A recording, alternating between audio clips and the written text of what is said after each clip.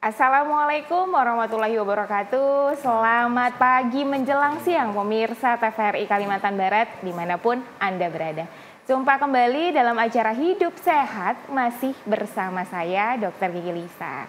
Apa kabar pemirsa? Semoga Anda dan keluarga saat ini dalam kondisi sehat walafiat ya amin. Amin ya robbal alamin, kita doakan bersama-sama nih. Nah pemirsa, kalau ngomongin masalah sakit nggak ada satu orang pun yang ingin sakit, benar ya? Karena kalau udah sakit rasanya tuh sebagian nikmat hidup itu sudah hilang, nggak bisa ngapa-ngapain ya.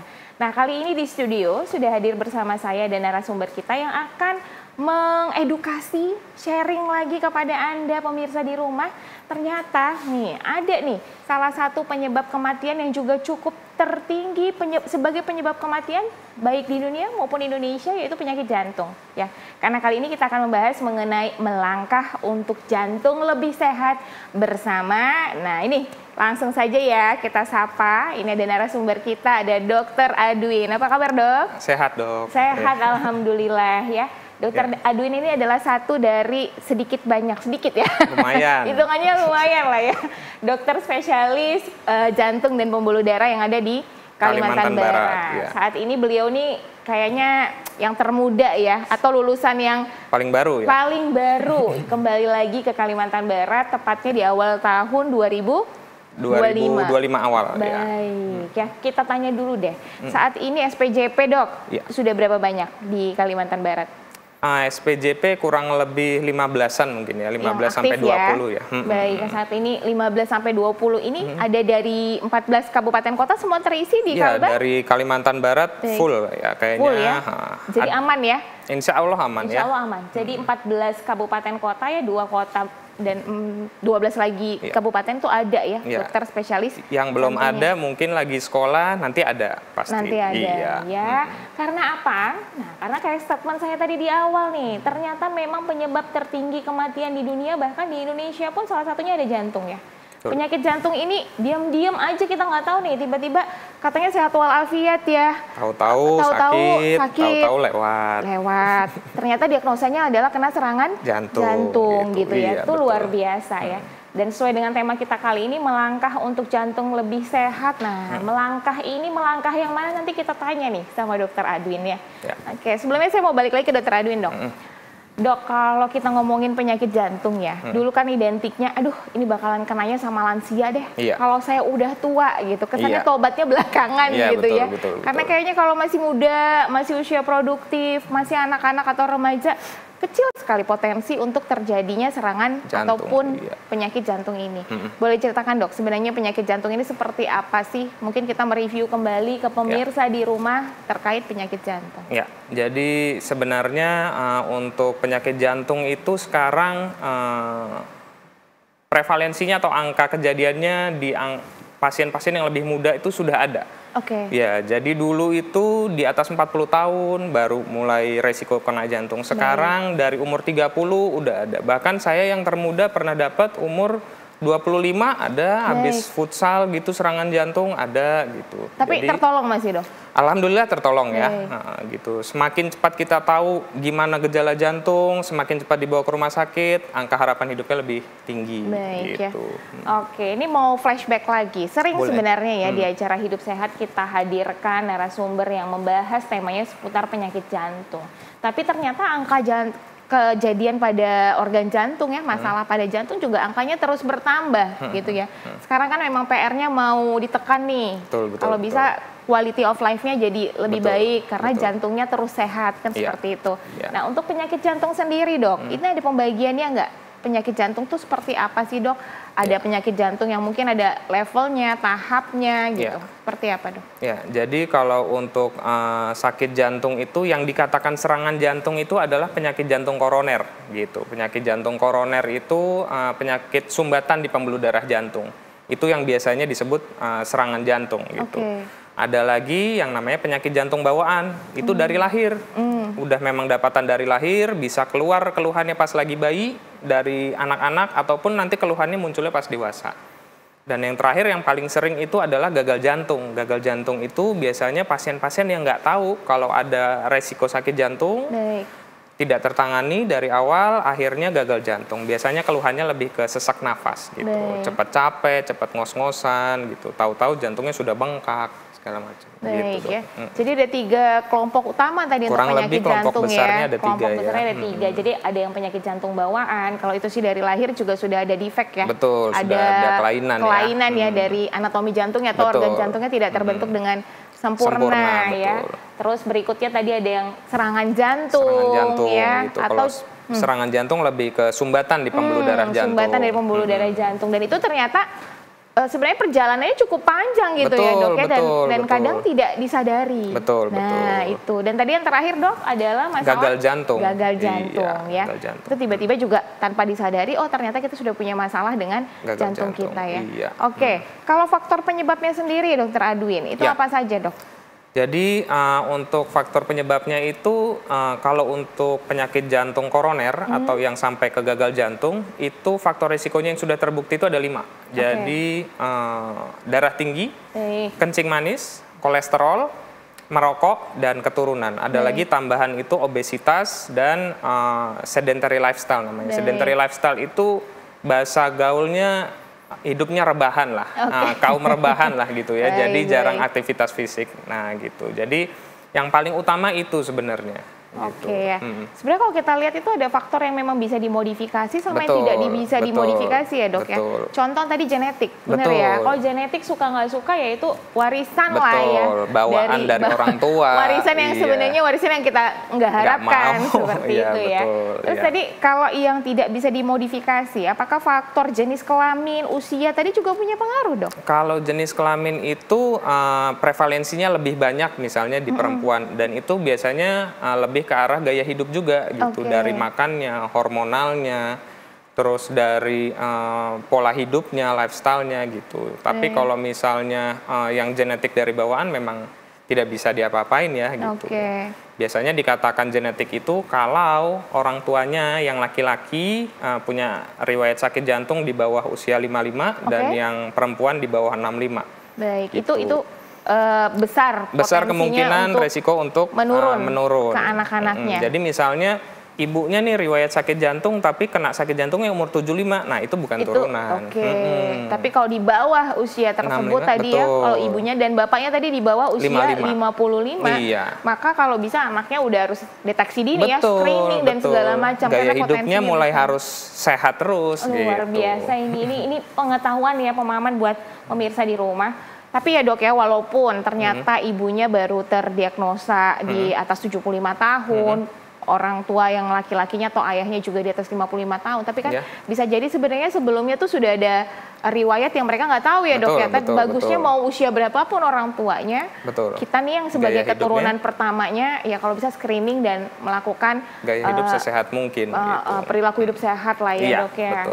Oke ya, nah tadi terkait umur dok, dokter kan menyinggung udah nggak mesti lagi harus di atas usia 40 tahun nih terkena masalah jantung. Di bawah itu pun ada gitu. Apakah yang di bawah itu tuh karena dia tadi yang bawaan sifatnya atau sama seperti penyakit-penyakit jantung lainnya diderita oleh yang usianya sudah 40 tahun? Kalau dari angka kejadian ya, paling banyak itu faktor risikonya di usia muda itu lebih ke arah merokok. Merokok itu paling besar.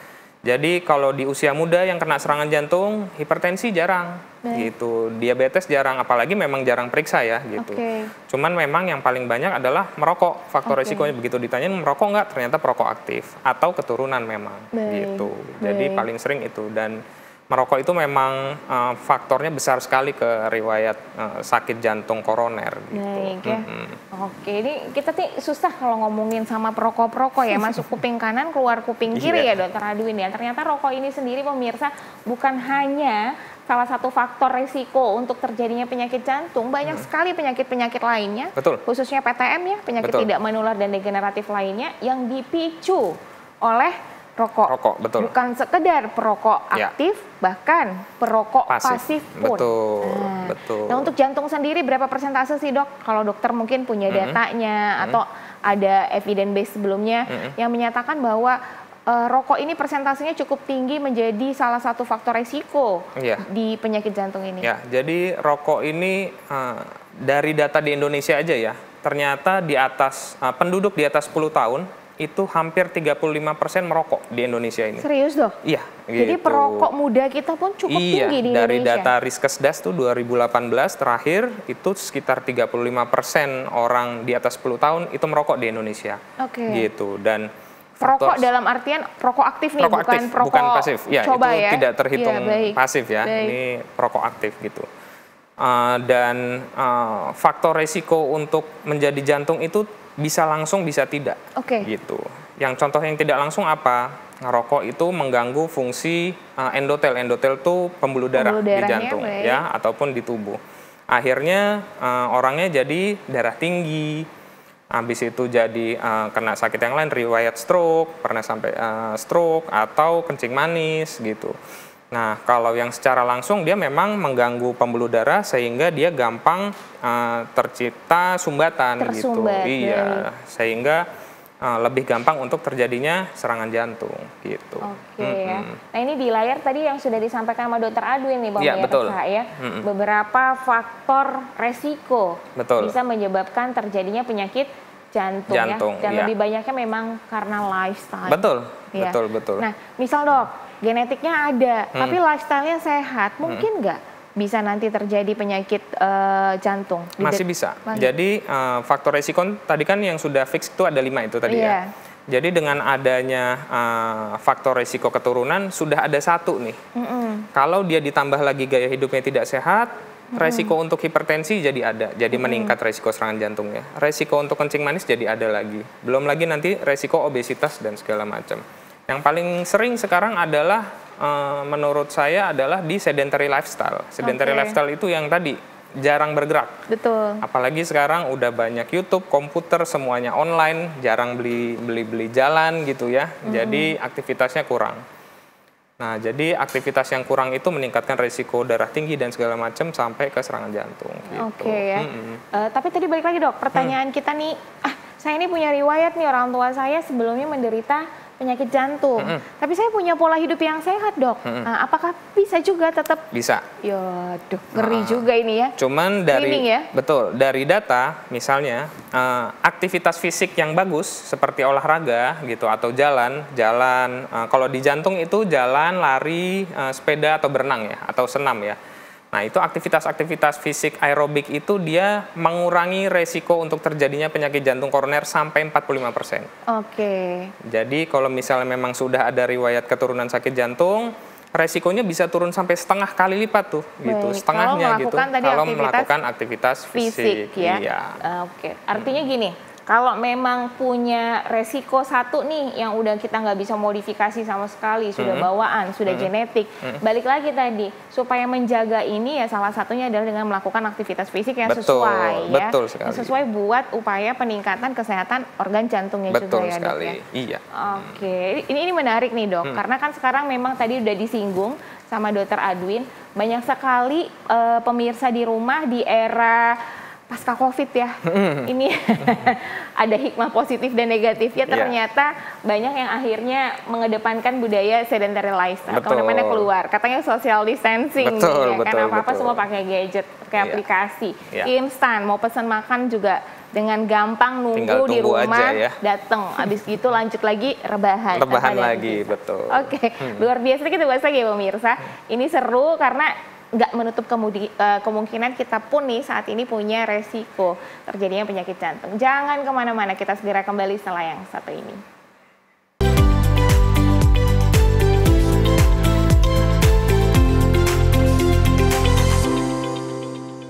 Baik pemirsa, masih di acara Hidup Sehat, masih bersama saya Dr. Gigi Lisa dan tentunya masih dengan narasumber kita kali ini ada Dr. Adwin, dokter spesialis jantung dan pembuluh darah ya. Tadi tema kita nih sebenarnya sudah dibahas ya di awal sedikit sebagai pengantar, yakni melangkah untuk jantung yang lebih sehat ya. Kita langsung nih ke Dr. Adwin lagi. Tadi sempat sudah dibahas ya dok ya pengantar, bahwasanya sekarang penyakit jantung ini tidak memandang lagi usia, enggak juga sebenarnya melihat jenis kelamin. Siapapun saat ini baik dari bayi bahkan sampai ke lanjut usia pun punya resiko terjadinya penyakit jantung. Ya, walaupun tadi sifatnya ada yang langsung, secara tidak langsung ataupun yang secara langsung menyerang jantungnya ya, Dok ya. Betul. Dan ternyata yang secara tidak langsung itu, aduh ini nih hati-hati nih. Karena memang dua penyakit ini juga saat ini menduduki top 5 terbesar penyakit yang ada di Indonesia ya. Baik diabetes mellitus maupun hipertensi. Iya. Kencing manis dan penyakit yang tekanan darahnya tinggi. Iya. Nah, ya, wah luar biasa ya. Kalau kita lihat Indonesia ini sebenarnya pemirsa masih negara berkembang. Betul. Tapi penyakitnya kok kayak penyakit warga-warga atau masyarakat yang ada di negara maju. Mungkin transisi nih ya. Penyakitnya dulu yang datang. Ya. Yang lainnya belum gitu. Perkembangan ekonominya belum gitu. Tapi penyakitnya duluan datang ya. Oke, Dok. Tadi kita boleh share kembali ya. Bahwasannya penyakit jantung ini sama seperti penyakit tidak menular lainnya. Itu paling besar perannya adalah lifestyle. Betul. Pola hidup ya, Dok ya. Dan ternyata pola hidup kita saat ini banyak sekali yang menjurus mengarah kepada pemicu munculnya penyakit-penyakit tidak menular ataupun penyakit jantung ini ya, Dok. Betul. Ya. Di belakang ini kita udah lihat nih pemirsa, mungkin kita minta Dr. Adwin jelaskan. Nah, ini yang paling zoom in nih terlihat adalah tulisan cerdik ya. Warna pink sendiri menyala. Nah, boleh, Dok. Ini sebenarnya sesuai dengan tema kita nih kali ini, karena dokter ingin melangkah untuk hidup yang lebih sehat. Ternyata di melangkah ini adalah poin yang ada di dalam cerdik juga ya. Silakan, Dok. Jadi poin cerdik ini sudah dibentuk sama pemerintah ya, dari Germas atau Gerakan Masyarakat Sehat untuk perilaku masyarakat yang sehat dengan singkatan cerdik. C-nya itu cek kesehatan rutin, E-nya nyahkan asap rokok, R-nya rajin aktivitas fisik, D-nya diet seimbang, I-nya istirahat cukup, dan K-nya kelola stres. Dari cerdik ini, semua bisa kita lakukan secara alami tanpa butuh obat, tanpa butuh resep, segala macam. Kita bisa lakukan sendiri di rumah, dan itu bisa mengurangi resiko semua yang tadi faktor resikonya. Darah tinggi bisa dikurangi dengan pola makan yang baik, dengan aktivitas fisik, kolesterol juga bisa dikurangi dengan itu, kencing manis apalagi bisa dikurangi dengan aktivitas fisik gitu. Dan itu semua bisa berkurang jika ini dilakukan secara simultan gitu. Semuanya dilakukan gitu.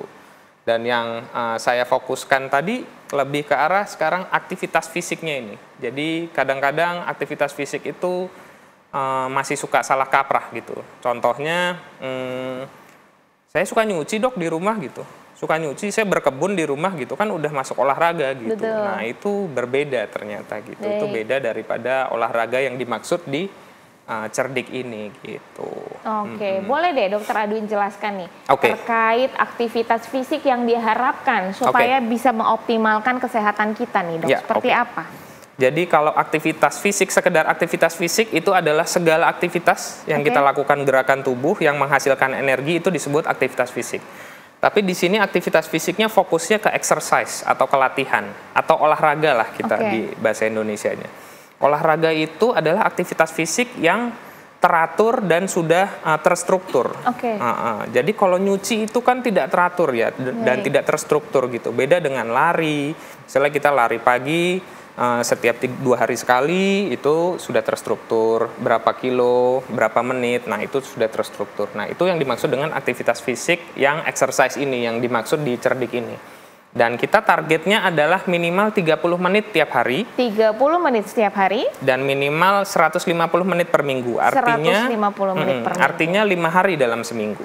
Gitu targetnya. Dan itu tidak harus langsung 30 menit, misalnya nggak sanggup, saya sudah tua, kaki saya sakit gitu. 15 menit pagi, 15 menit sore boleh. Dicicil ya, Dok? Dicicil boleh, yang penting 30 menit sehari, 150 menit seminggu gitu. Ya. Jadi kalau kita lihat pemirsa, aktivitas 30 menit ini sebenarnya aktivitas yang tidak menyita cukup banyak waktu ya, Dok ya. Dan kita bisa melakukan pilihan-pilihan olahraganya, jenis olahraganya yang sesuai dengan kegiatan kita sehari-hari gitu, menyesuaikan. Nah, apa saja, Dok, yang disarankan khususnya buat para ini ya penderita penyakit jantung mungkin yang sudah terdiagnosa tapi kan tetap harus melakukan aktivitas fisik atau yang punya tadi faktor-faktor resiko menuju penyakit jantung tersebut. Karena khawatirnya ada pula nanti aktivitas fisik yang justru membebani dari fungsi jantung. Seperti olahraga sifatnya kompetisi ya, tanding basket, mini soccer nih dok, banyak banget nih sekarang nih. Taunya ternyata punya riwayat penyakit jantung gitu. Karena khawatirnya setelah itu malah bukannya makin sehat gitu ya, malah jantungnya malah terbebani. Seperti apa Dr. Adun? Jadi kalau untuk secara keseluruhan, secara umum, itu olahraga yang ditargetkan adalah olahraga yang aerobik. Aerobik itu olahraga dengan intensitas yang sedang, menggunakan otot-otot besar, dan dia terstruktur, teritme, seperti jalan, lari, sepeda, berenang, dan senam biasanya. Makanya kalau di misalnya yayasan jantung gitu, dia olahraganya senam aerobik gitu, atau jalan sehat gitu. Nah, kalau olahraga-olahraga kompetitif, di pasien-pasien yang belum terkena sakit jantung, boleh-boleh aja gitu. Gitu. Tapi atau yang tidak punya riwayat deh. Yang tidak punya riwayat tidak masalah gitu. Tapi kalau misalnya berfokus ke arah jantung gitu, kita lebih ke aerobik. Aerobik ya. Aerobik dengan target yang tadi 30 menit per hari, minimal 150 menit per minggu. Gitu. Oke dok, ini di layar nih sudah ada tampilan juga nih. Aktivitas fisik ini apakah fungsi-fungsinya nih dok? Boleh dijelaskan dok? Ya, ini saya tulis secara umum, tapi datanya itu memang ada benar. Gitu. Jadi aktivitas fisik ini atau olahraga atau exercise itu menurunkan tekanan darah tinggi. Bahkan jika orang itu olahraga yang tadi 150 menit per minggu, itu bisa menurunkan tekanan darah 5-8 mm Hg. Oh, luar biasa ya. Atau sama dengan satu obat hipertensi, satu tablet obat jantung. Gitu. Kalau tadinya 140, 130 tuh bisa turun sampai 58 ya, sampai bisa 130 tinggal gitu ya. Dengan target normal gitu. Misalnya kalau rutin tadi ya dok ya? Betul, dengan target tadi gitu. Tadi juga ada nih, udah pindah lagi slide-nya. Menurunkan kadar gula darah yang tinggi itu prosesnya seperti apa nih dok? Sama, jadi intinya adalah di olahraga itu selain membantu pembuluh darah itu menjadi lebih baik, kelenturannya, fungsinya, lapisannya juga membantu secara hormonal itu lebih baik, mengelola stres, mood, dan segala macam. Di kadar gula darah ini yang sudah terbukti dari data itu bisa menurunkan kadar HbA1c sampai 0,7 gitu. Jadi dengan olahraga yang teratur tiap bulan gitu, dan meningkatkan insulin, meningkatkan sensitivitas insulin sampai 40%. Luar biasa ya. Jadi benar-benar itu sudah ada datanya begitu. Jadi memang sudah terbukti secara ilmiah bahwa aktivitas fisik yang sesuai target ini dapat memperbaiki tensi, kencing manis, dan kolesterol. Kalau sudah ada evidence base seperti itu, apalagi yang dikhawatirkan gitu ya. Gratis kan. Bener ya, bisa cari yang memang tanpa berbayar gitu ya. Nah yang keempat nih menarik dok, ini mungkin banyak yang seneng nih sama salah satu fungsi aktivitas fisik, mengendalikan berat badan ya. Jadi ada pembakaran kalori ya dok ya, seperti apa? Betul, jadi kita kalau misalnya sakit jantung itu resikonya pada pasien-pasien atau pada orang-orang yang berat badannya atau IMT-nya namanya, indeks massa tubuhnya di atas 25. IMT itu berat badan dibagi tinggi badan dalam meter kuadrat. Dikuadratkan ya, Itu di atas 25 resikonya, itu berarti masuk obesitas dan resiko untuk sakit jantungnya meningkat. Gitu. Dan kalau yang paling gampang lagi adalah lingkar perut. Jadi di lingkar perut itu kalau laki-laki kalau di atas 90 atau perempuan di atas 80, nah itu resikonya meningkat. Nah dengan aktivitas fisik ini kalorinya terbuang, apalagi diimbangi dengan pola makan yang bagus, kalorinya jadi defisit dan berat badannya bisa turun. Ya. Mulai sekarang coba pemirsa nanti di rumah ambil deh ukuran untuk meteran pinggangnya, dicek ya meteran baju, dilihat nih. Atau kalau nggak punya meteran baju boleh pakai tali rafia dulu deh, nanti baru diukur pakai penggaris punya anaknya di rumah. Kalau tadi yang pria jangan sampai di atas 90. Betul. Kalau yang wanita jangan sampai di atas 80 cm. Iya. Baik. Maka itu nanti tadi potensi penyakit degeneratif ataupun penyakit jantung ini akan menjadi meningkat. Betul. Ngitung ya. Nah, tadi malam nanti malam udah pada mau keluar nih, Dok, mau makan gitu ya. Oke, dihitung. Nah, Dokter Adwin, ini balik lagi terkait pilihan olahraga nih, Dok.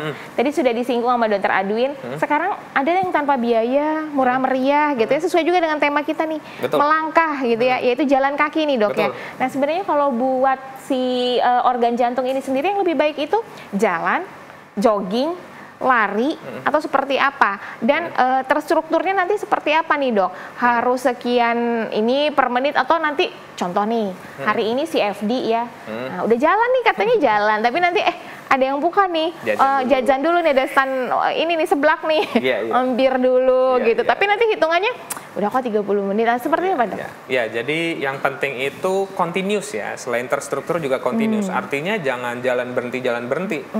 Itu sama kayak futsal, kayak badminton, nah itu kan olahraga yang gerak berhenti gitu. Nah kalau kita aerobik, targetnya berhenti kalau udah mencapai target aja. Baik. Sudah 30 menit boleh istirahat.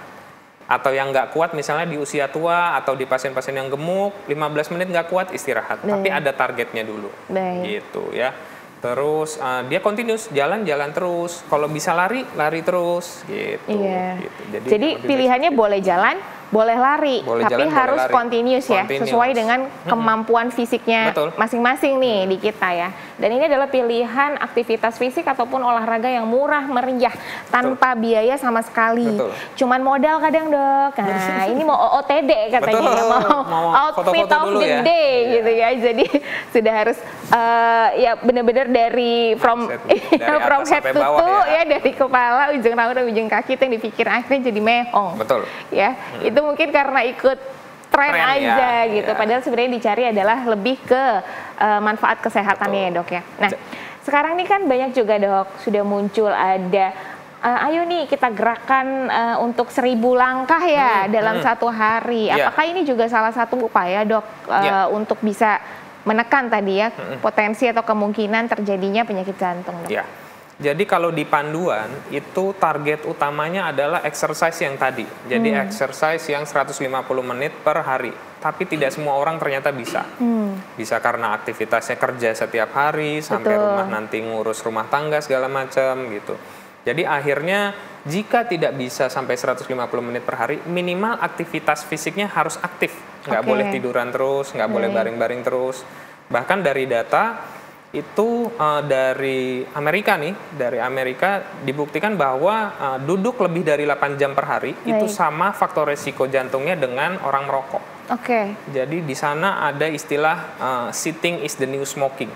Jadi kebanyakan duduk itu nggak bagus, nggak sehat gitu. Jadi kalau misalnya memang nggak sempat olahraga, minimal jangan duduk terus, jalan deh di rumah. Kita untuk jalan itu nggak harus CFD kok. Betul. Gitu. Bolak-balik di rumah boleh. Baik, yang penting tadi continuous ya. Betul. Dan waktunya tadi kalau bisa diupayakan ya minimal ada 30 menit tercapai atau 15 menit 2 kali aktivitas ya dalam satu hari ya. Nah ini benar banget ya, ini kita nggak nutup mata ya. Sekarang nih para pekerja kantoran, anak-anak Gen Z yang memang kerjanya di balik meja, di belakang meja, itu tuh memang dari jam 9 to 5-nya tuh duduk di belakang meja, di depan gadgetnya ya, di depan komputernya dan segala macam. Ternyata ini tadi ya, itu adalah sama seperti kita ngerokok gitu ya. Kalau duduk dalam kurun waktu di atas 8 jam sama dengan ngerokok faktor resikonya dengan ngerokok. Jadi percuma aja, saya nggak ngerokok kok, tapi ternyata sedentary lifestyle yang tinggi gitu ya. Habis gitu keluar, kalau nggak naik motor ya naik mobil, pulang ke rumahnya duduk lagi ya, makannya juga junk food, sampai rumah istirahat rebahan. Hilang deh 30 menit kewajibannya dalam satu hari itu untuk melakukan aktivitas fisik ya. Berat badannya naik. Badannya naik. Faktor risikonya nambah lagi ya, Dok ya. Obesitas, tekanan darah tingginya ya. Betul. Luar biasa pemirsa. Jadi kalau sekarang kerja nih di lantai 3, mendingan nggak usah pakai lift, naik tangga ya. betul. turun naik gitu ya. Betul. Dihitung durasinya seperti apa ya Dok ya, kalau memang nantinya tidak punya waktu lagi untuk melakukan aktivitas fisik ketika sudah sampai di rumah. Ya. Apalagi ada smartwatch kan sekarang, ada stepnya, ada kalorinya, itu bisa dipakai. Oke. Selain smartwatch, pakai handphone deh yang udah pasti semua bisa. juga punya ya. Tinggal download aplikasinya aja buat exercise gitu ya, bisa tahu nih sudah sejauh apa sih latihan yang dilakukannya dalam satu hari ya. Betul. Karena kalau beli smartwatch nanti keluar duit lagi, terus ujung-ujungnya jadi alasan Dok. Sekarang banyak denialnya.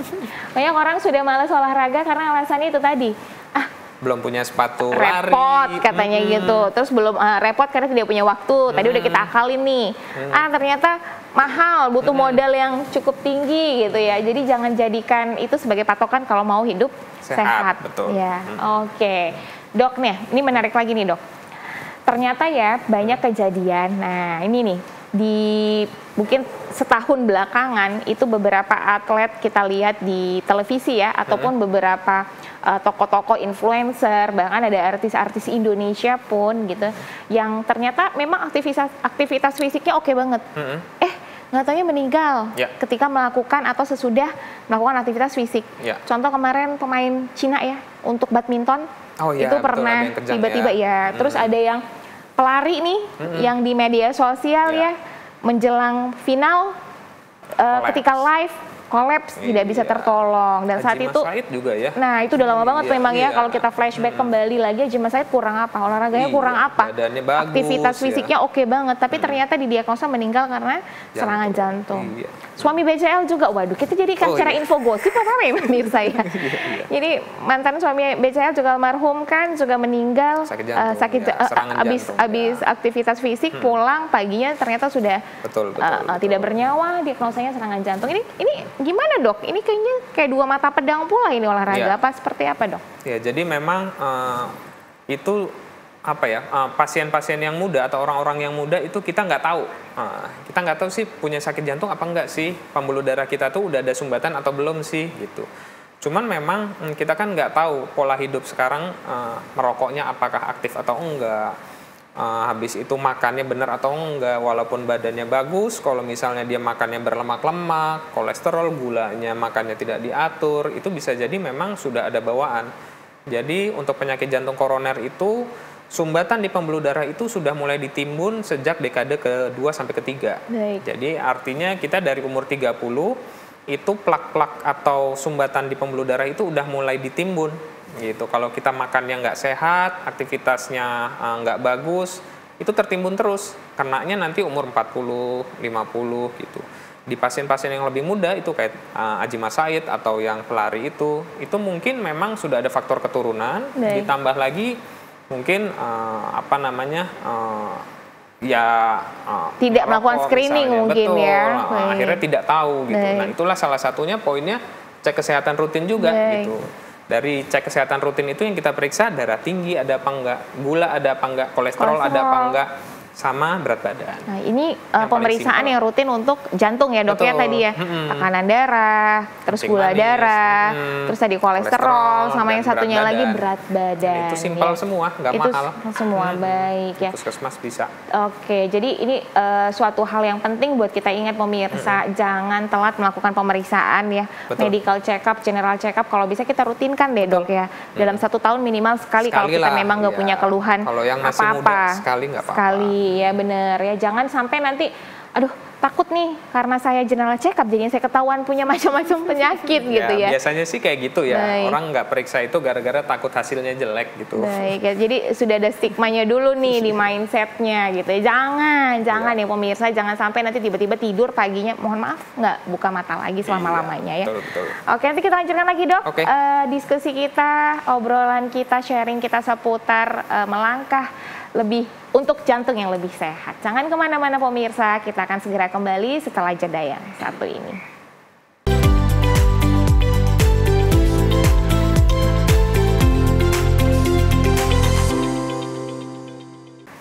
Baik, terima kasih pemirsa. Anda masih setia di acara Hidup Sehat. Acara di mana semua informasi kesehatan, edukasi kesehatan kita bagikan kepada Anda tanpa ada yang ditutup-tutupi. Manfaatnya apa? Semoga bisa diterapkan dalam kehidupan sehari-hari untuk bisa hidup lebih sehat ya. Bagi Anda yang baru buka TVRI ini, baru nonton baik dari TV maupun dari YouTube ya, TVRI Kalbar live streaming. Nah, kita nih kali ini membahas mengenai penyakit jantung. Nggak bosan nih kalau ngomongin penyakit jantung karena kita tidak menutup mata, tidak menutup telinga. Penyakit jantung ini adalah penyumbang penyebab kematian tertinggi di dunia maupun di Indonesia. Di Kalimantan Barat juga iya, di Pontianak juga iya. Jadi bukan penyakit menular ya, tapi ini penyakit jantung nih, silent killer ini. Karena memang kadang-kadang tidak diketahui kita menderita penyakit jantung, akhirnya mohon maaf meninggal didiagnosa mendapatkan serangan jantung. Kembali lagi dengan narasumber kita ada Dr. Adwin. Karena tema kita kali ini adalah melangkah untuk jantung yang lebih sehat, maka akan lebih banyak fokus tadi kepada upaya-upaya pencegahan penyakit jantung atau menekan nih resiko terjadinya penyakit jantung melalui aktivitas fisik. Ya. Salah satunya adalah melangkah. Kalau nggak salah September ada apa nih? Ada yang diperingatin nanti, Dok? September nanti itu ada World Heart Day atau Hari Jantung Dunia. Baik. Jadi seluruh dunia merayakan tentang Hari Jantung. Biasanya itu pasti ada event gitu. Kalau yang di pusat biasanya lari atau jalan sehat. Nanti pasti ada eventnya sekaligus mendukung gerakan aktivitas fisik yang rutin ini. Baik. Gitu. Ya. September ya. September ya. Bagi Anda tadi mungkin yang belum sempat menyaksikan dari awal, kalau Dr. Adwin maupun dokter-dokter lainnya nih yang memang membahas mengenai penyakit tidak menular, salah satunya adalah penyakit jantung ini, itu upaya untuk menekan, mencegah adalah cerdik ya, Dok ya? Betul. Emang kita harus cerdik sebenarnya ya. Cerdik sendiri tadi singkatan dari cek kesehatan secara berkala, enyahkan asap rokok, rajin beraktivitas fisik atau berolahraga, diet yang seimbang, istirahat yang cukup dan kelola stres ya. Mungkin kalau untuk poin istirahat yang cukup sih udah kita nggak perlu bahas ya, Dok ya. Semua juga tahu kapan badannya lelah, kapan harus diistirahatkan. Yang ada kadang prolong nih istirahatnya kepanjangan. Nah, ini yang dihindari. Karena tadi harus dibarengin dengan rajin beraktivitas fisik ya, Dok ya. Nah, satu lagi nih yang paling susah dikendalikan, boleh kita tanya deh sama Dokter Adwin, yaitu masalah pola makan. Betul. Ya, susah sekali untuk mencapai pola makan sehat. Ya. Betul. Diet yang seimbang, makan yang menu-menunya sehat. Kalau dulu kita kenal 4 sehat, 5 sempurna. Kalau sekarang diet yang seimbang, isi piringku gitu ya. Itu selalu pasti ya. Nah, stigmanya di masyarakat, mindsetnya masyarakat udah muncul dulu. Makanan sehat tuh nggak enak, Dok. Betul. Gitu. Nggak ada rasanya. Micinnya nggak ada gitu ya. Makannya gitu ya. Itu udah mohon maaf udah kayak herbivora gitu ya. Kayak kambing makannya lebih banyak sayur isi piring. Nah, ini sebenarnya seperti apa sih, Dok, terkait pola makan? Karena kan erat tadi kaitannya juga dengan aktivitas fisik ya. Ya, betul. Ya, jadi salah satu duetnya nih, duet dari aktivitas fisik yang paling maut ini adalah mengatur pola makan atau diet yang seimbang atau diet gizi yang seimbang. Nah, yang paling utama kita tekankan ini di 3. Yang pertama adalah konsumsi garam, konsumsi gula, sama konsumsi lemaknya. Karena itu yang paling berpengaruh langsung baik ke hipertensi, kencing manis, ataupun langsung ke serangan jantung gitu.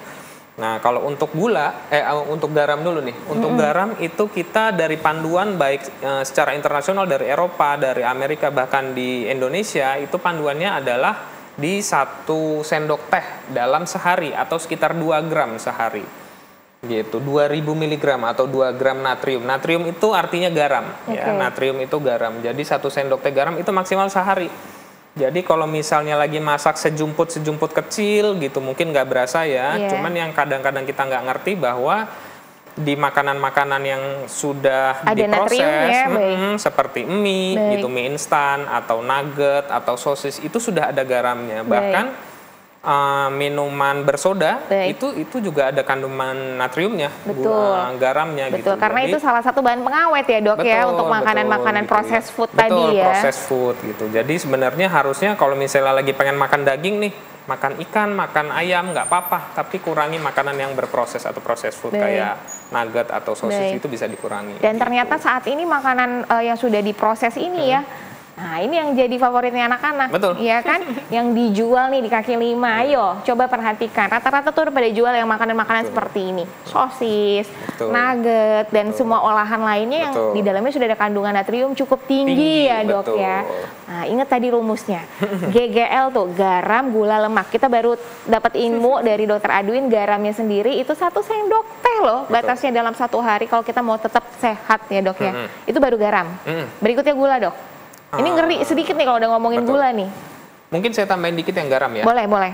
Yang garam itu yang kadang kita nggak ngeh lagi adalah di micin atau MSG, monosodium glutamat ya. Baik. Jadi kalau 1 sendok teh garam dapur itu adalah 2 gram natrium, kalau 1 sendok teh micin itu 5 gram natrium.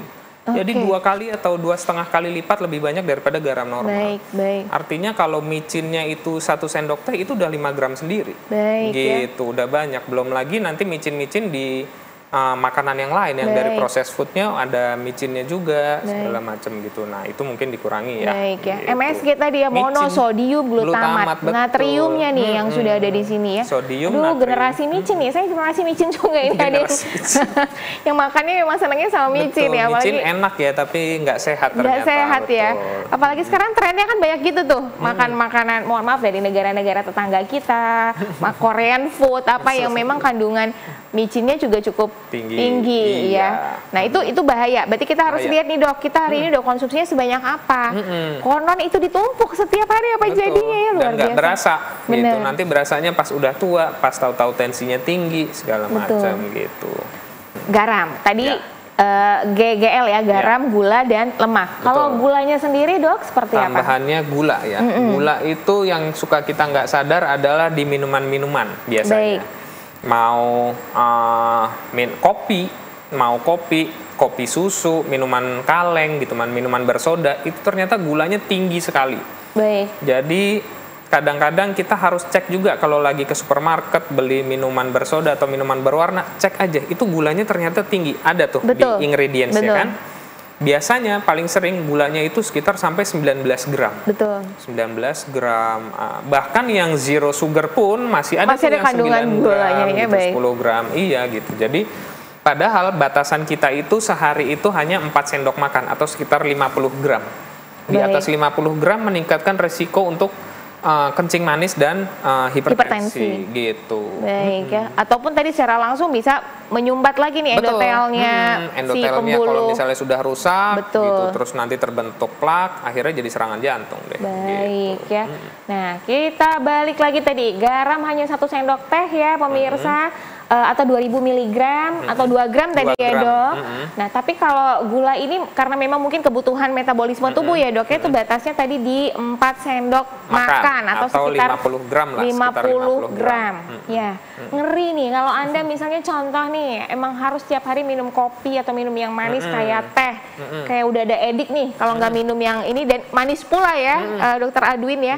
Itu kalau nggak 2 sendok, 3 sendok gitu ya. Kurang enak di lidah ya. Berarti hati-hati. Berarti makanan manis lainnya harus dikurangi atau dibatasi ya. Dan rata-rata kayaknya Indonesia ini lebih ke sweet tooth ya. Jadi sukanya makanannya manis gitu. Yang perempuan apalagi nih, kalau sudah ada periodnya, lagi periode-periode tertentu, lagi baper, lagi galau, nyarinya ke makanan yang manis ya. Bahaya ya, Dok. Betul. Itu tadi bisa meningkatkan untuk terjadinya penyakit-penyakit diabetes ataupun hipertensi ataupun jantung tadi secara langsung. Ya. Terakhir lemak, Dok. Betul. Nah, kalau lemak ini seperti apa? Nah, ya kalau lemak itu susah menakarnya ya sebenarnya ya. Jadi yang kita hindari itu adalah saturated fat atau trans fat ya. Biasanya itu di lemak-lemak yang kita goreng, makanan-makanan yang kita goreng dengan suhu tinggi. Makanan cepat saji, terus termasuk tadi nugget, sosis, segala macam. Itu yang dengan lemak yang tinggi, margarin, segala macam. Nah, itu trans fat itu yang menimbun di pembuluh darah, yang bikin dia jadi sumbatan pembuluh darah. Nah, jadi yang paling sering adalah itu lemak-lemak Baik, apalagi Indonesia ini terkenal dengan pencinta gorengan, Betul, Dokter Adwin. gorengan sama jeroan nih. Nggak makan gorengan satu hari kayak ada yang resep hilang gitu, ada yang dirindukan, dicari. Apalagi Iya. gorengannya itu yang udah digoreng di minyak, yang udah digunakan Betul. berkali-kali. Betul. Semakin deh itu yang saturated fatnya itu tuh semakin tinggi dong ya. Betul. Dan itu yang paling cukup berbahaya. Iya, Mungkin biasanya kalau yang paling enak ya itu paling ya rasanya. enak Ya. karena udah berkali-kali digunakan tuh, jadi udah ada penyedap-penyedap dari yang sebelum-sebelumnya gitu ya. Iya, betul. Waduh, itu agak susah nih menghilangkan Agak susah. budaya makan gorengan. Betul, jadi atau gimana Dok? Ada Jadi ininya? mungkin diakalinnya mungkin selain ke cara masak mungkin ke minyaknya ya. Mungkin minyaknya kita lebih sedikit atau minyaknya bisa kita ganti dengan olive oil Baik. atau minyak zaitun itu minyak diganti atau dimakannya dengan rebus atau Baik. pepes atau dikukus boleh gitu. Jadi lemak ini bukan berarti kita nggak boleh sama sekali. Betul, boleh, kita tapi butuh ya Dok kita buat tetap butuh metabolisme lemak, tubuh, gitu, kita butuh betul. lemak. Tapi memang dibatasi dan itu sulit ya gitu karena gaya hidup di Indonesia lebih ke semua yang digoreng gitu, bukan Baik. semua yang direbus gitu. Bukan semua yang direbus ya, susah Betul, nih. susah. Menggeser pola hidup, perilaku hidup itu nggak semudah membalikkan telapak tangan pemirsa ya. betul. Apalagi ini sudah menjadi budaya, Betul. sudah mengakar. Nah kalau udah mengakar nih yang susah nih mau dirubah. Identiknya Dok kalau makan rebus-rebusan, yang dikukus gitu ya, itu kayak lagi sakit gitu ya, kayak nggak ada rasanya hidup ini gitu dibandingkan Iya. dengan makan gorengan gitu ya. Oke, udah harus kita ganti nih. Kalaupun mau gorengan tadi kita akalin kali ya Dok ya, Bisa kita atur. Kalau diakalin. pakai air fryer mungkin bisa ngurangin juga ya Dok. Betul, air fryer itu kan nggak dipakein minyak ya, Iya. gitu ya bisa salah satunya dengan air fryer bisa Baik, gitu. baik. Terus dari kandungan makanannya juga, jadi bukan cuma dari minyaknya, tapi misalnya jeroan-jeroan itu yang kadar lemaknya itu tinggi atau steak yang lemaknya itu tinggi Baik. gitu, atau masakan Padang ya paling sering ya yang Betul. lemak-lemak ya gitu. Saya sih senang-senang aja ya, tapi memang harus dibatasi ya. Betul gitu. ya. Apalagi kalau kita tadi tahu sudah mengukur diri sendiri, sudah pernah melakukan screening, punya potensi ataupun resiko terjadinya penyakit-penyakit yang kita tidak harapkan Ya. tadi ya. Salah satunya adalah penyakit jantung. Jadi harus ada kewaspadaan ya Betul. Dok ya. Oke. Nah sekarang nih saatnya menakut-nakutin pemirsa gitu. Oh, serem ya kita nakut-nakutin ya. Artinya gini pemirsa. Kadang-kadang kan saya belum pernah dapat nih. Oh saya belum pernah tahu kok resikonya bakal seperti apa. Tadi udah kita sampaikan beberapa contoh ya. Ternyata yang sehat pun, yang muda pun, yang aktivitas fisiknya bahkan bagus sekalipun, itu punya potensi tadi ya. Bahkan Bisa. sudah meninggal dengan diagnosa serangan jantung. Ya. Nah, kalau sudah terjadi Dok, oke, fatalitasnya yang paling gawat adalah ya hilangnya nyawa ya, meninggal tadi ya. Tapi selain itu seperti apa Dok? Ya, efek serangan jantung itu yang paling utama itu di dua ya, kalau tidak tertangani ya. Paling pertama adalah sampai meninggal dunia. Baik, Yang kedua, kalaupun selamat jadi gagal jantung. oke. Jadi misalnya dia sudah terkena serangan jantung, oh saya selamat nih dari serangan jantung. Ujung-ujungnya fungsi jantungnya akan menurun pasti. Baik, Akhirnya efeknya gagal jantung. Gagal jantung itu apa? Fungsi jantungnya itu tidak maksimal. Harusnya 100%, anggaplah menurun jadi 60%. oke. Harusnya kita bisa jalan 100 meter santai, ini 50 meter udah ngos-ngosan. 50 meter udah sesek. Nah, dimulai dari situ. Baik, Gitu. Dan beberapa orang memang kekurangannya adalah kita ini jarang yang cek rutin tadi. Dan tidak semua orang itu kalau misalnya ada penyakit faktor resikonya kayak darah tinggi, kencing manis itu ada gejalanya. Ada orang yang tensinya 200 biasa aja, oke. nggak pusing, nggak Baik. nyeri dada. Padahal gitu. tensinya udah 200 Betul. nih. Baik. Tahu-tahu nanti pas periksa udah sesek, jantungnya udah bengkak gitu, Oke. udah telat gitu. Nah, kadang-kadang ada orang yang bahaya ini yang nggak ada alarmnya gitu. Ada orang yang kalau kolesterolnya naik, tengkuknya sakit. Ada juga yang biasa aja, sampai 600 nggak ada keluhan. Tapi nggak ada gejala Betul. apa-apa ya. Itulah sebenarnya di poin pertama sebenarnya dicek dulu kesehatannya gitu. Gimana sih kita tiap tahun tuh bagus nggak sih gitu. Kalau misalnya memang naik itu ya gaya hidupnya kita perbaiki, aktivitas fisiknya, cara makannya gitu. Kalau enggak yang nggak ada alarm tadi yang bahaya, kita nggak tahu tuh kayak tadi Ajima Said atau yang pelari itu sebenarnya tensinya berapa sih sehari-hari gitu. Nah, Kan kita nggak betul, tahu ya. betul. Atau- apakah mereka periksa rutin gitu. Betul, atau bisa jadi nggak pernah sama sekali Betul, tahu karena ngerasa gitu. kondisinya selama ini fit ya. Betul. Sinyal tubuhnya tuh nggak ada nunjukin masalah apa-apa gitu ya, merasa baik-baik saja. Betul gitu. Nah, terkait cek kesehatan secara rutin atau berkala ini, Dokter Adwin, itu bagusnya kita mulai kapan dan dalam periode atau tenggang waktu berapa kali sekali kita harus melakukan medical check up atau cek kesehatan rutin khususnya tadi buat jantung kita, Dok? Jadi seperti yang tadi saya bilang, awal di tumpuknya sumbatan itu dari dekade 2 sampai 3, artinya dari usia 20 sampai 30 gitu. Jadi mulai dari usia 20 sampai 30 tuh kita boleh mulai ngecek tuh. Ngecek gimana sih tensi kita. Kita tuh punya turunan sakit jantung nggak sih? Tanya bapak ibunya. Terus kita nih lingkar perutnya besar nggak sih gitu. Ini di luar penyakit jantung bawaan ya. Betul. Kita ngomongin penyakit jantung koroner gitu, serangan jantung. Jadi mulai usia 20-30 oke. Kalau lebih sering lagi di usia di atas 40. Mungkin lebih sering lagi. Iya, apakah tensi kita naik tiap bulan, tiap 3 bulan, tiap 6 bulan gitu. Bisa kita periksa. Ya.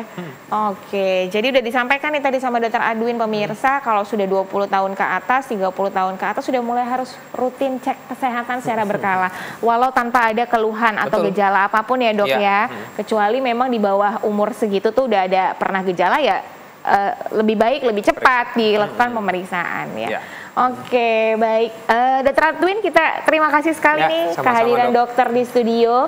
Mudah-mudahan semakin sadar lah ya. Kalau menurun kayaknya agak susah nih, langsung instan bisa turun nih angka kejadian untuk penyakit jantung. Tapi setidaknya dari sekarang sudah mulai menyadari, memperbaiki. Karena mencegah lebih baik daripada mengobati. Baik pemirsa, dengan demikian berakhir sudah acara Hidup Sehat kita kali ini. Saya Dr. Gigi Lisa dan seluruh kru TVRI Kalbar mengucapkan terima kasih dan undur diri. Assalamualaikum warahmatullahi wabarakatuh. Waalaikumsalam.